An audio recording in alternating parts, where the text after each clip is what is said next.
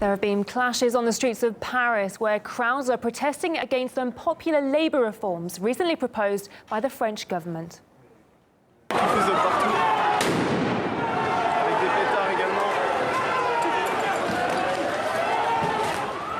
Très tendus, des fumigènes qui leur sont lancés. Voilà, des grosses explosions quand même. Comme vous l'entendez, c'est chaud là.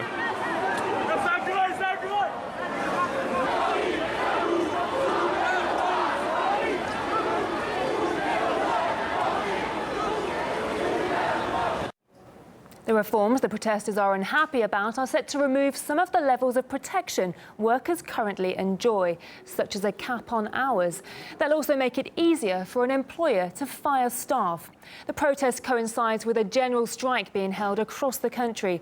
Tens of thousands are expected to down tools and take to the streets, as more than 260 rallies are set to be held on Thursday.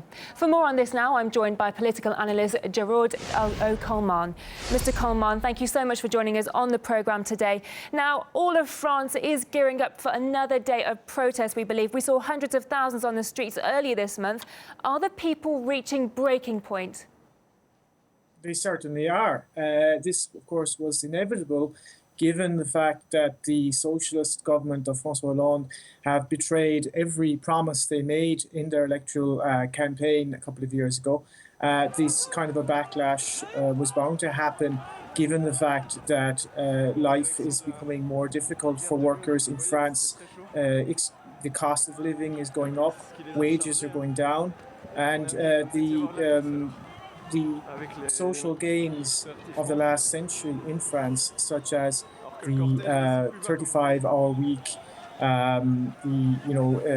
holiday benefits, all of these things have been taken away, and people are being forced to work harder and longer hours under far more stressful conditions, and people are struggling to pay the rent. They're struggling to cope with the cost of living, and what you're seeing is a general what the French refer to as a précarisation, rendering people's lives precarious, making it easier for the bosses to fire workers and taking away workers' rights.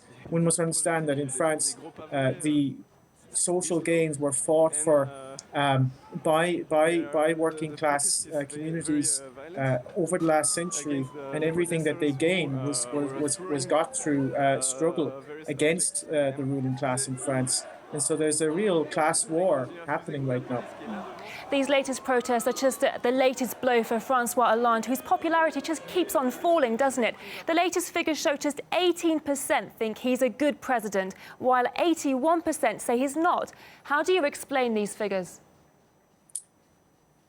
Well, what has François Hollande done? I mean, he was supposed to to try to roll back some of the damage, at least, that was done by Sarkozy when he came into power in 2007, and he hasn't done that. He's actually reinforced it, and he's still pushing through extremely anti-social policies, and these are extremely unpopular. So it stands to reason that he would be an extremely unpopular president. He's pursuing a vicious class war in France, while at the same time colonial wars abroad. He's trying to actually lose a lot of colonial wars to prop up his presidency. That was very evident in the war against Mali, where the media noted that his popularity rose. But the fact of the matter is, this is probably one of the most unpopular presidents in modern French history, and I don't think that his popularity is going to rise anytime soon. Now, this new reform, it's supposed to help deal with the country's unemployment rate. But just how bad is the situation there at the moment? Well, it's in constant stagnation, and obviously it's getting worse all the time. I mean, all of the big problem in France is deindustrialization. The country has been experiencing deindustrialization over the last 30 years. And that means that through basically getting rid of the country's industrial base and putting it into other developing countries, it's gutted the working class, and it has created a mass, a process of pauperization of the working class. Coupled with that, of course, you have immigration, which adds to the problem, because in working class communities like Marseille, for example, have basically become paupers, have sunk down into lumpenproletarian status because they cannot compete with the influx of foreign workers who work for less and won't join unions.